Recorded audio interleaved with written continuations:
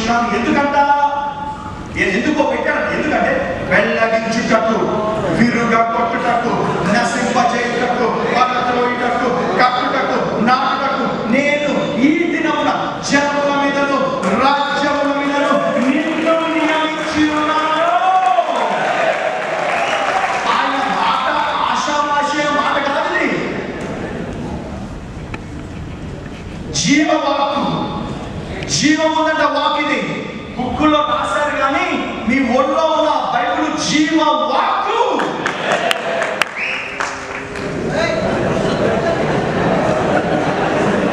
హల్లెలూయా. అందుకే అంటాడు నా మాట అగ్ని వంటిది కాదా అంటాడు. హల్లెలూయా. దాన్ని తింటనికి అవుతుంది, పనికిరాని కాల్చేస్తుందట. హల్లెలూయా. పనికిరాని నిన్ను ప్యూర్ గోల్డ్ గా, సువర్ణముగా, సువర్ణం అంటే శుద్ధ సువర్ణంగా చేసినట. హల్లెలూయా. నా వాక్యము శుద్ధి వంటిది కాదంట. నీ మాటలు దొరకక నేను వాటిని తినేయాలంట. బ్రదర్ నాకు షుగర్ ఉంది బ్రదర్, అయితే అమ్మ తిన్నాయా? తినేవద్దు బ్రదర్, పోతుంది షుగర్. అవునా బ్రదర్? నిజమేనా? అంటావా? నువ్వు షుగర్ని భరిస్తున్నావా లేదా? భరిస్తున్నావు. ఎలా భరిస్తున్నావు? నాకు షుగర్ ఉంది ఉంది ఉంది అని వాడు చెప్తే జరుగుతుందా?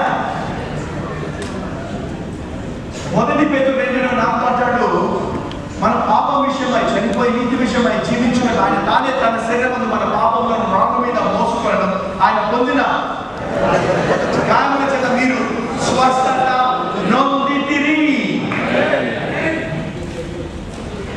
నొందితిరి అంటే అది నిజమే, అది సత్యమే, ఇది వాస్తవం కదా. అందుకని సత్యము మిమ్మల్ని స్వతంత్రులుగా చేస్తాడు.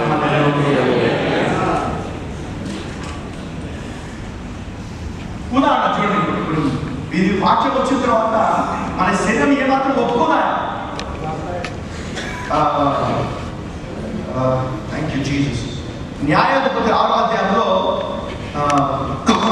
మన గిద్యోనుతో యెహోవా దూత వచ్చి సంభాషణ చేద్దాం. Judges 6 కదా,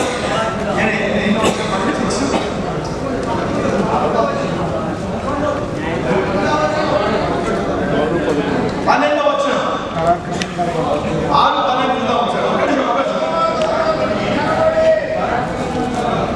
ఒక్క నిమిషం 11 పెట్టమ్మా, 11 పెట్టమ్మా. నేను చదువుతా అమ్మా, నేను చదువుతా ప్లీజ్. యెహోవా దూత వచ్చి అభిషేకుడైన యోవాషు కలిగిన ఒఫ్రానులో మస్తకి వృక్షం కింద కూర్చుండెను. యోవాషు కుమారుడైన గిద్యోను మిద్యానీయులకు మరుగైనట్లు గానుగ చాపున గోధుమలను దుర్లకు కూర్చుండగానే భయంతో దాక్కున్నాడట. భయముంటే యెహోవా దూత అతనికి కనబడి ఒక నిబంధనలే ఈయన ఉన్నాడు, పరాక్రమం కదా, యెహోవా నీకు తోడై ఉన్నాడని అతనితో అనగానే ఈయన మొదలుపెట్టాడు. ఈయన భాష మనం మాట్లాడాడు. ఏం మాట్లాడతాడు? గిద్యోను చిత్రమున ఏలిన వాడ యెహోవా మాకు తోడై ఉండి నేడలేదంతగా మాకైనా సంభవించారు. యెహోవా ఐగుప్తులో నుండి మమ్మల్ని రప్పించినని చెప్పుచు మా పితరులు మాకు వివరించిన ఆయన అద్భుత కార్యాలన్నీ మర్చిపోయా బాబు. అద్భుత కార్యాలన్నీ ఏమాయను? యెహోవా మమ్మను విడిచిపెట్టి మిద్యానీయుల చేతికి మమ్మను అప్పగించారని అతనితో చెప్పారు. అప్పుడు నెక్స్ట్ మళ్ళీ ఇతన్ని యెహోవా దూత కూడా ఆయన చూడండి ఇక్కడ అంతనే యెహోవా ఇప్పుడు యెహోవా అతన్ని తట్టు తిరిగి బలం తెచ్చుకో. ఏం తెచ్చుకుంటాడు? బలం ఎలా తెచ్చుకోరా? ఎలా తెచ్చుకో బలం? ఆయన మాటలోనే బలం ఉన్నది. అంతటి యెహోవా అతన్ని తిరిగి బలం తెచ్చుకొని మిద్యానీయుల చేతిలో నుండి